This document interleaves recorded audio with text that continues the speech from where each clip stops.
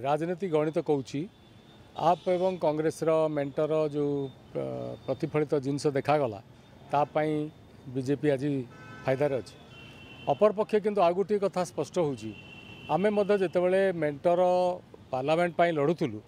सेतेबेले आप लड़ुथुला अलगा एवं कांग्रेस मध्य लड़ीची आप सीट जीती कांग्रेस मध्य जीती किंतु दिल्ली क्षेत्र में देखागला आमे जेतेबेले पार्लियामेंट रे लड़िलु 4टा सीट आप लड़िला कांग्रेस 3टा सीट लड़िला किंतु लोक नरेंद्र मोदी पर आस्था स्थापन कले 7टाक एमपी सीट बीजेपी नहीं थिला किंतु चलित निर्वाचन रे बीजेपी बहुत घटनावली रे मनीष सिसोदिया केजरीवाल गजेंद्र जी समस्त को जेल रे भर्ती करते प्राय 16 जन ना प्राय केस थिला एवं आप विरुद्ध रे गोटे जनमत सृष्टि होता जदि चाही था हाईकमांड से तो बड़ उच्च स्तर कथबार्ता जदि चाही था कि गोटे फलवृत होता किंतु प्रथम ही केजरीवाल हरियाणा निर्वाचन बेलू ही से गोटे अलग प्रकार मोटिवेशन नेले एवं जो फल कि हरियाणा रे कांग्रेस हारिला सबू जगार प्रार्थी देले बहुत अल्प भोट्रे 60 50 150 200 भोट्रे सब प्रार्थी मैंने हारीगले सेठू ही कौन ना कौन जगार सेठी आप एवं बुझामणा आमर कांग्रेस सांगे ठीक से नथिला एवं बाह्य जो मेंटर जो माने शक्ति अच्छी दल अच्छा से माने कांग्रेस को दोषारोप कले जे नहीं थिले हुए तो आपको भल होता सेठी कहीं नेले ना हरियाणा रे ये सब जिनस घटिया फल तार प्रतिफलन दिल्ली रे पड़ी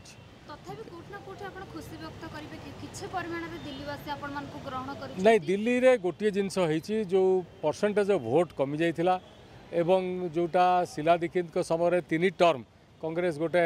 विकास धारा देखी गोटे दिल्ली रे डेवलपमेंट करथिला एवं मझिरे अरविंद केजरीवाल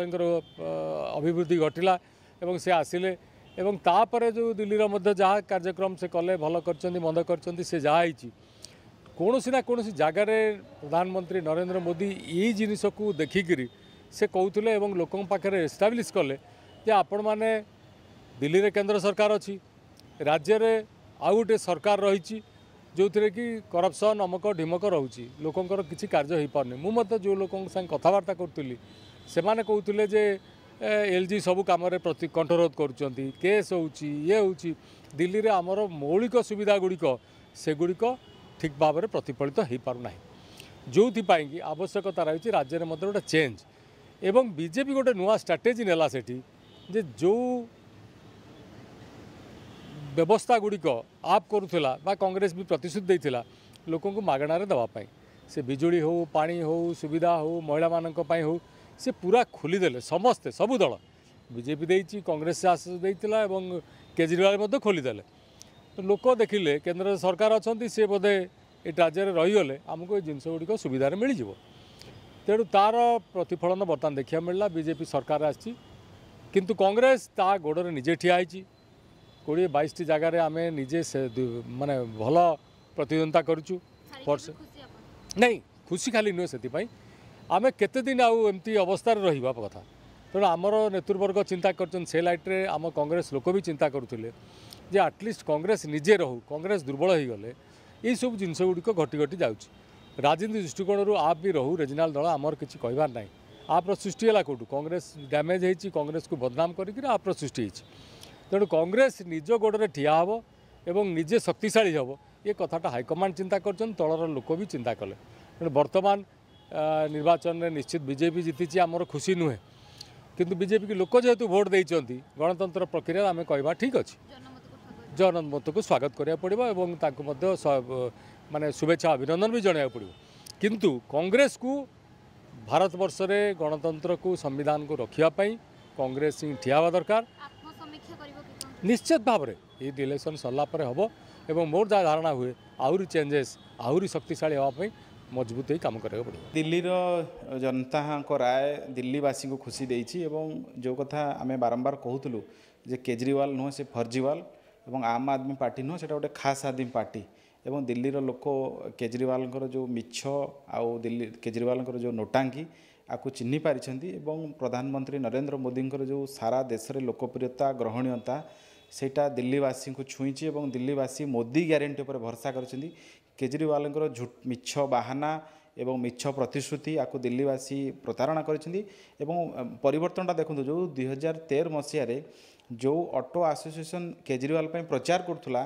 ଆଜି 2025ରେ ସେ ଅଟୋ ଆସୋସିଏସନ୍ କେଜରିୱାଲଙ୍କ ବିରୋଧରେ ପ୍ରଚାର କରୁଛି। ତା ମାନେ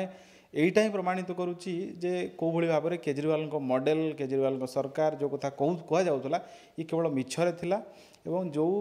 କେଜରିୱାଲ ଦିନେ ଆଣ୍ଟି କରପ୍ସନ୍ ମୁଭମେଣ୍ଟରୁ ଆସିଥିଲେ, ଦୁର୍ନୀତି ବିରୋଧୀ ଲଢ଼େଇରୁ ରାଜନୀତି ଆରମ୍ଭ କରିଥିଲେ,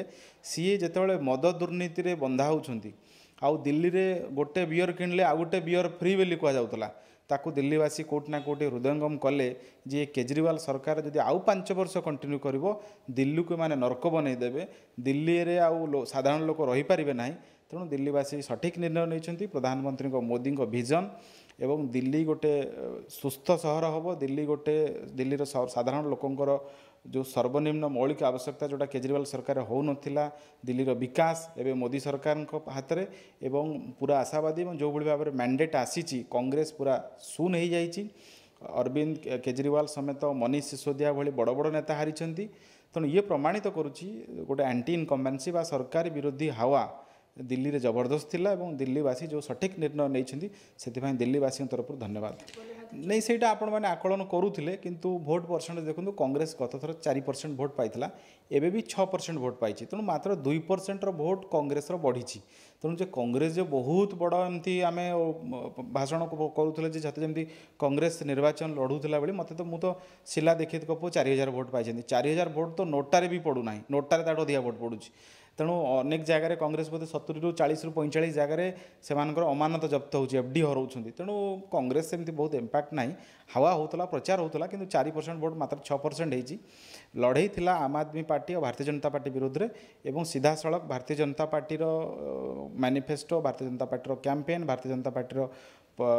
ଲୋକଙ୍କ ଭିତରେ ଗ୍ରହଣୀୟତା। ଏକ୍ଜିଟ୍ ପୋଲ୍ ଯଦି ଆପଣ ଦିଲ୍ଲୀର ଇଲେକ୍ସନକୁ ଦେଖିବେ, 15ରେ 2020ରେ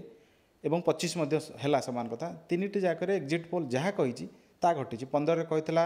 ଆମ୍ ଆଦମୀ ପାର୍ଟି ଜିତିବ, ଜିତିଲା। 2020ରେ କହିଥିଲା ଯେ ଆମ୍ ଆଦମୀ ପାର୍ଟି ଭଲ ମ୍ୟାଣ୍ଡେଟ୍ରେ ଜିତିବ, ଆମ୍ ଆଦମୀ ପାର୍ଟି ଜିତିଥିଲା। 2025ରେ ମଧ୍ୟ ଏକ୍ଜିଟ୍ ପୋଲ୍ କହିଲା ଯେ ବିଜେପି ଜିତିବ, ତା ହେଲା। ତେଣୁ ଏକ୍ଜିଟ୍ ପୋଲ୍କୁ ଆମେ ଠିକ୍ ବୋଲି ଯାହା ନିଶ୍ଚିତ ଭାବରେ ଏ ଯେଉଁ ଦିଲ୍ଲୀରେ ଯେଉଁ ରାୟ ଆସିଛି ଏବଂ ଡିସେମ୍ବର 2023ରୁ ଏପର୍ଯ୍ୟନ୍ତ ଭାରତୀୟ ଜନତା ପାର୍ଟି ରାଜ୍ୟରେ ଯେଉଁ ଦେଶରେ ଯେଉଁ 8ଟି ରାଜ୍ୟରେ ବିଧାନସଭା ନିର୍ବାଚନ ହେଇଛି, କେବଳ ଗୋଟିଏ ନିର୍ବାଚନ ଆମେ ଝାଡ଼ଖଣ୍ଡରେ ହାରିଛୁ, ବାକି 7ରୁ 7 ଆମେ ଜିତିଲୁ। ତେଣୁ ଏଇଟା ପ୍ରମାଣିତ କରୁଛି ଯେ ଦେଶବାସୀଙ୍କ ଭରସା ମୋଦି ଗ୍ୟାରେଣ୍ଟି ଉପରେ ଅଛି।